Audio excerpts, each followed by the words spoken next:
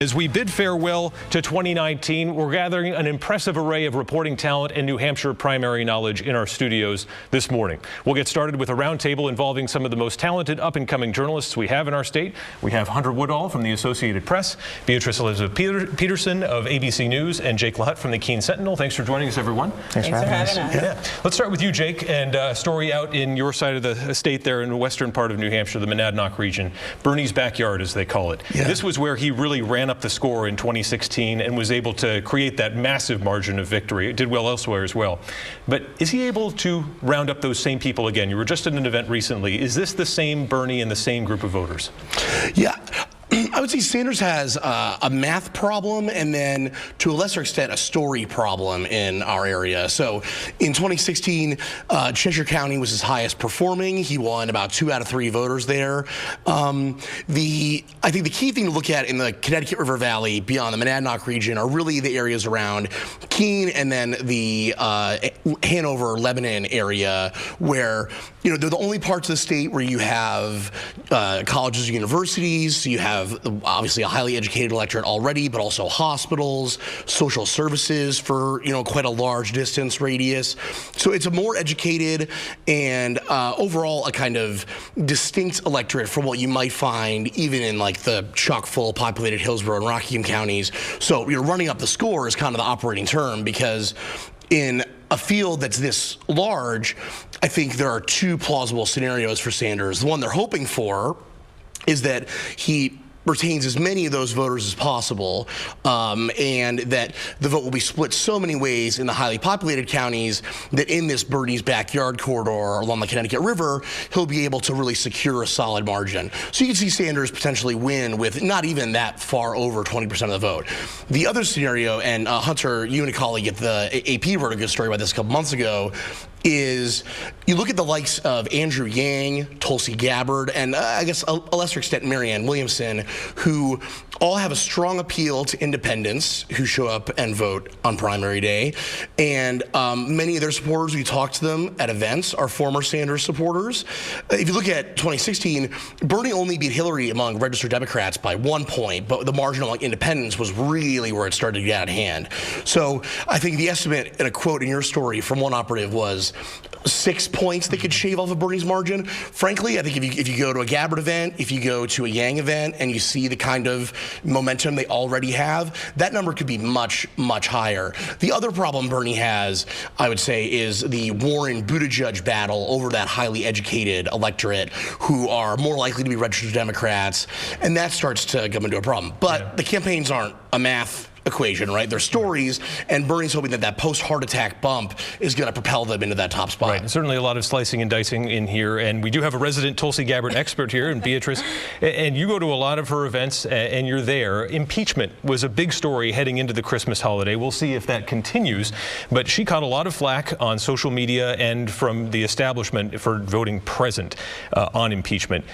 Are any of her followers there? Was that a question at all coming up for her when she came back to New Hampshire? Well, I mean, just prior to this, I mean, impeachment wasn't an issue that we heard a lot on the campaign trail. I've been in the state the last week or so, and I really haven't heard it from a lot of her supporters. I've talked to a few that were a little bit upset by the vote, but they said it's actually on brand with Representative Gabbard. They thought it was something that they kind of expected her to do, so they weren't very surprised. Most people don't know a present vote from a non-vote, but they weren't really surprised by it. They were really expecting her to do something like this, call out the bipartisan gridlock, and that's kind of what she did, saying it was not a political game. It seems like anytime people expect a zig, she'll always zag. That's one thing she likes to do. And Hunter, one thing we're seeing in the dynamic of this race that Jake mentioned is the Elizabeth Warren-Pete Buttigieg battle, and Elizabeth Warren also taking a slightly different tack here in New Hampshire. What's she been doing, this person who was for a long time looking like our emerging frontrunner in New Hampshire, and now it's kind of faded back into this multipolar race? Warren has been so interesting because I moved out here in February to start covering 2020 for the AP, and from the start, Warren had a very disciplined message. She'd go up there, she'd give give the stump speech, and she'd take 3, 4, 5, something like that questions. You knew what you were getting at most events. Now she started to finally, her last trip out here, she changed that up. It was a 10-minute speech, and then it was largely open air for questions, ask as many as you like to a certain extent. And I was with her in Rye, and one voter asked her, well, how are we going to go after her? And the voter said Wall Street Pete. And I thought, Warren had already been criticizing the mayor for fundraisers and kind of the big money flowing in. She didn't take the bait on that one. So it's been interesting. There's some days where she really clearly wants to go after him, and then she just skipped that opportunity when she had it in front of a large crowd in Rye to make those differences apparent. It does seem like a campaign that's looking to find its footing here, and again, with so few votes that are going to decide this contest, the organization is going to be huge. Let's talk about undecided voters. This is what kind of makes New Hampshire famous, the late-breaking, last-minute deciding folks. It seems like this time around, even the people who want to make up their minds early are having a hard time doing it. What are you hearing out there on the trail from folks who can't make up their minds? And let's start with Jake. So in our neck of the woods, I think it's largely come down to a three-way race. Pardon me, a three-way race between Buttigieg, Warren, and Sanders.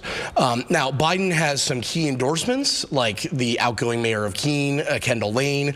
But it's, in terms of the events that are, raucous and full, it's those three. So when it comes to where everyone else is looking, obviously, we hear the same things about we want someone who can beat Trump, electability, but those are not necessarily quantifiable things. And I think that when it comes to the difficulty, especially the campaigns have, of attacking a Joe Biden or a Bernie Sanders, it's because that even the undecided voters have some degree of what I would describe as a personal relationship with them, if you will. And it's very hard to levy an attack at those candidates without ostensibly harming the voters themselves.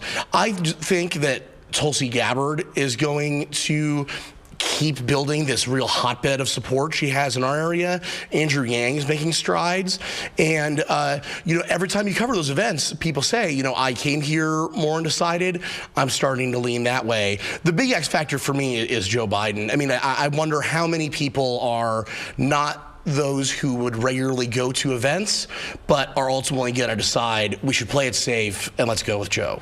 Beatrice, how about you? When you talk to those undecided voters, what are they telling you? Well, I hear a lot of people talk about tiers. They say, well, I have a first-tier candidate, a second-tier candidate, a third-tier candidate. So they're looking around. They're trying to find who they really like out of a crowded field of contenders. I spoke to a number of Kamala Harris supporters who were at Buttigieg events. And they said, well, I was looking for her, but she pulled out of the state, and now I'm looking for a new candidate. I was at a Sanders event with Jake the other day, and I saw a woman who had a Tulsi Gabbard sticker. I asked the woman, I said, well, are you supporting Tulsi or supporting Bernie Sanders? She says, well, I really want to see Tulsi Gabbard in the White House, but I also want to see Bernie Sanders, so I want a dual ticket. So, in my, she said, in my state, I'm going to vote for, she's a Vermont voter, she said, I'm going to vote for Tulsi Gabbard. It's not going to hurt Bernie, but it's going to show that she has support. So I think it's a mixed bag of things. Voters are looking for something. I just think with the crowded field, they're not sure exactly what that something is. Right, and Hunter, it's taking it that much, making it that much harder to figure out really who's winning, right, in this kind of a race. Exactly, and Jake makes a good point. The Biden folks seem to be betting on this idea that they're going to have a large turnout from those folks who do not usually come out to events. Those folks who are more casual voters, and of course, that's a decent bet. But you really have to hope the weather's good, because those folks might not be as passionate as the voters who are at the events and have been seen 16 candidates so far. I know the thing that I've been paying attention to. There was an event I was with Senator Warren in Peterborough over the summer, and there were a lot of voters there who were Bernie folks in 16 who were either saying I'm going to vote for Senator Warren now, or they were really torn between the two. And since Senator Sanders' heart attack, there seems to be this flip back where suddenly voters who were kind of between the two of them are leaning more towards Senator Sanders again. So those voters, when you talk about undecideds, those are the ones I'm really paying attention to, because they could really end up deciding this. You have the two backyard candidates here, and that group can really make a huge difference. Yeah, one quick thing on that. I followed a Warren canvasser around for a good part of a weekend, and every time they asked someone and they were willing to answer her, who'd you support in 2016? They said it was Bernie Sanders. Another interesting anecdote from that reporting was the canvasser recalled several instances where she would literally turn a corner and meet the Sanders team covering that same turf, and often they would have a kind of polite agreement. Let's both knock on the same door, save each other a couple minutes, we'll make our pitches, and we'll be on our way. But they're going to be following up with the exact same people right before the primary. Huh. And that's interesting. And Keene, Ward 1 is one of the places where Bernie, I think it was almost like 85 to 15 in terms of the split there. I want to ask Beatrice really quick. You have a really unique perspective being a campaign embed following Tulsi Gabbard, going around the country sometimes. What is it like trying to find a sense of place or perspective when you're just with one campaign and going everywhere in the country versus staying in one spot? Well, I try and go out of the bubble a little bit. I mean, it's easy to be with a candidate and be with the candidate supporters. I go to coffee shops. I go to small businesses, and I talk to people on the go, sometimes in the gym. You know, what are you thinking about? What are the big issues? And one of the overall things that I keep hearing about is healthcare. People are very invested in healthcare, invested in the economy. Things that kind of been more Washington storylines aren't really coming up on the campaign trail as much. I'm not hearing impeachment. I'm not hearing a lot of the different story angles that are Washington stories and are national stories too. But it's about meat and potatoes, I think, outside of it all. I mean, I was in South Carolina right before Representative Gabbard was voting on impeachment in a very rural area, and I asked, I said, well, does her impeachment vote change how you guys view her? They had never heard of her, they had never seen her, but they decided to support her after hearing her speak. And I said, well, is impeachment important? They said, no. How she votes on impeachment, these were mostly African-American crowd. They said, how she votes on impeachment doesn't matter. I like the message about war, and that's something that really resonates with me. Yeah. So we got a little bit of time here. I want to just get your quick impression, biggest surprise of 2019, and we'll start with Hunter real quick. Well, I think it's twofold. I mean, obviously, you know, I covered Beto O'Rourke's first trip out here, and it was, you know, huge. You know, Keene, Jake, and I were both there, and it was a massive event. And then to see he came back in September for the event in the same place, and it was much smaller, that drop off. But also too, Andrew Yang really has built quite an operation here. You know, he's opening offices, going viral with moments. I know there was a moment of him shooting whipped cream into a supporter's mouth. But unique. Exactly unique. But he really has made a place here in New Hampshire. Right. Yeah. Beatrice, how about you? Biggest surprise of 2019? How big the field was. And you still have contenders that are getting in the race later than most of the field. So, you know, you have Bloomberg, Deval Patrick. So it's very unusual. I wasn't expecting as many people. Jake, how about you? Biggest surprise? As a candidate, I think Pete Buttigieg breaking through the crowd and having that, but my overall surprise is stasis. I find it that, you know, we come back a year later and Joe Biden and Bernie Sanders' places, the polling averages have remained largely the same, and it's been surprising that unlike what we saw in the 2016 primary where we had these kind of honeymoon phases, there have only been a couple of those, and the only one to keep one going is Pete. Right. All right. Thank you so much, and everyone keep an eye on these folks. These are the reporters to watch for the future. Jake LaHutte, Beatrice Elizabeth Peterson, and Hunter Woodall. Thanks for being here today. Thanks for having us. Happy New Year. Happy New Year.